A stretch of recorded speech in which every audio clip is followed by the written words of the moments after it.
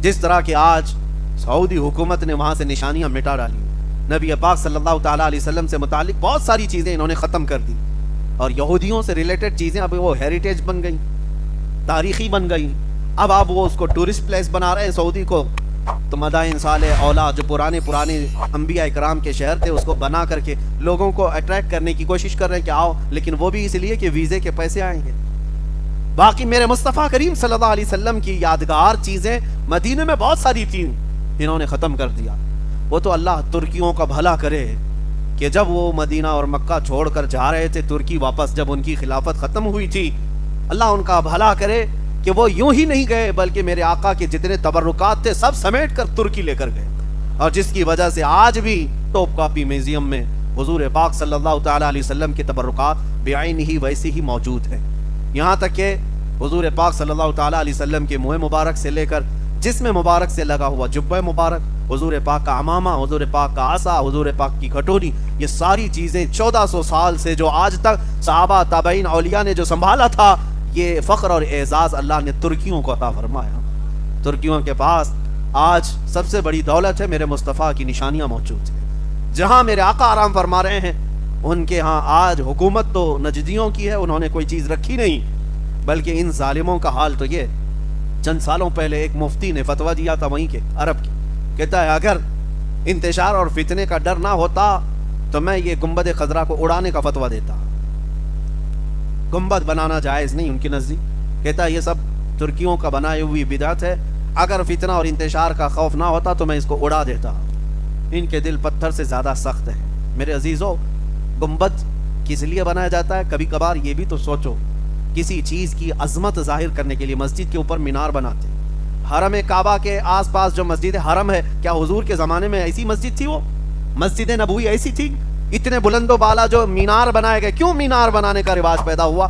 مینار بنانے کا مقصد یہ نہیں ہوتا کہ یہ کوئی ایک ڈیزائن ہے, بلکہ صرف اور صرف یہ اونچے مینار عظمت بیان کرنے کے لیے, علو شان بیان کرنے کے لیے بنائے جاتے ہیں. اسی طرح گنبد بھی ہمارے اور آپ کے لیے تھوڑی نا گنبد ہر گھر پہ بنایا جائے گا. گنبد وہی بنایا جاتا ہے جو عظمت والی ذات آرام کر رہی, ان کی شان بتانے کے لیے, اور ان کو حضور پاک کی عظمت و شان سے کچھ لینا دینا نہیں. گنبد سے بھی نفرت, مینار سے بھی نفرت, بلکہ حقیقی بات یہ ہے کہ حضور سے جب عداوت ہو جائے تو وہ اسلام سے نکل چکا ہے, وہ اسلام سے خارج ہو چکا ہے. اللہ تبارک و تعالی ہمیں عاشقان رسول کی جماعت میں رکھے اور انہی کی اقتداء میں ہمیں موت عطا فرمائے. الحمدللہ ہمیں اس بات کا فخر ہوتا ہے کہ اللہ کریم کا ایک بڑا احسان ہے کہ اس نے ہندوستان میں بھی رکھا تو بریلی والے عاشق اہل سنت, عاشق صادق کی اقتداء میں ہمیں رکھا ہے. جس امام نے ہمیں گھڑی گھڑی اگر کوئی چیز سکھایا ہے تو جس کو ہم آج کہتے ہیں جھوم کر کے, ڈال دی قلب میں عظمت مصطفیٰ, یہی اعلیٰ حضرت کا ترہ امتیاز ہے, ڈال دی قلب میں عظمت مصطفیٰ سیدی اعلیٰ حضرت پہ لاکھوں سلام. اللہ کی نشانیاں کیا ہیں؟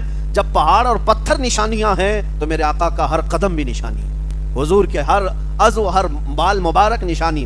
اور ایک جگہ وہاں پر ہے وَاتَّخِذُوا مِن مَقَامِ إِبْرَاهِيمَ مُصَلًّى, یہ بھی قرآن میں پاک کی آیت ہے. اللہ فرماتا ہے مقام ابراہیم کو اپنی نماز کی جگہ بناؤ. سارے حاجی طواف کریں گے خانہ کعبہ کا, 7 چکر ہونے کے بعد جو مقام ابراہیم ہے اس کے قریب 2 رکعت نماز پڑھنا ہے. حج والے بھی عمرہ والے بھی طواف کے بعد 2 رکعت ضرور پڑھتے ہیں جا کر, اور یہ اللہ کا حکم ہے. مجھے بتاؤ کیوں؟ خانہ کعبہ کے پاس نہیں, مقام ابراہیم. اور مقام ابراہیم ہے کیا؟ جھانک کر کے دیکھو, اس کے اندر ایک پتھر ہے اور اس کے اوپر 2 پیروں کے نشان ہیں. وہ کس کے؟ حضرت ابراہیم علیہ السلام. اس پتھر کی تاریخ میں بتایا گیا کہ اس پر کھڑے ہو کر کے آپ نے خانہ کعبہ بنایا تھا, ابراہیم علیہ السلام. وہ پتھر ویسے ہی آج ہزاروں سال سے محفوظ ہے. کیا اتنی بات ہے؟ کیا اتنی بات کہ اس پر کھڑے ہو کر کے کعبہ بنایا تو وہ پتھر اتنا افضل کہ وہاں 2 رکعت پڑھنے کا حکم خود اللہ فرما رہا ہے. یہ ظالم ہمیں کہتے ہیں قبر پجوا, یہ قبروں کو پوجتے ہیں, شرک کرتے ہیں, نعوذ باللہ. میں ان سے پوچھتا ہوں مقام ابراہیم کے پاس ہے کیا وہاں پر جو سجدہ کرنے کا حکم دیا گیا؟ ہم تو قبروں کے سجدے کرنے کے قائل نہیں, ہرگز نہیں. میں ذمہ داری کے ساتھ کہتا ہوں کسی بھی قبر کے پاس, اولیاء کرام کی ہوں, انبیاء کرام کی ہوں, قبر کو سجدہ کرنا ہرگز جائز نہیں ہے. اللہ کے علاوہ کسی کے لیے سجدہ نہیں ہے, یہاں تک کہ خود رسول اللہ کے لیے سجدہ جائز نہیں. یہ ہماری شریعت ہے, ہم کھل کر کے بیان کرتے ہیں اس چیز کو. اگر کوئی جاہل جا کر کے کہیں کی سار ٹیک دیتا ہے تو ہم اس کو ذمہ داری نہیں کہتے. جہالت میں بہت سارے لوگ شراب پی رہے ہیں، اس کا مطلب یہ نہیں کہ اسلام میں شراب جائز ہو گئی، ان کے عمل دلیل نہیں ہے۔ اب میں آپ کو بتا رہا ہوں مقام ابراہیم کے پاس 2 رکعت نماز کیوں؟ مفسرین فرماتے ہیں یہ پتھر صرف اتنا ہی نہیں کہ اس پر کھڑے ہو کر کے کعبہ بنایا گیا، بلکہ اس پتھر کی ایک تاریخ اور بھی ہے۔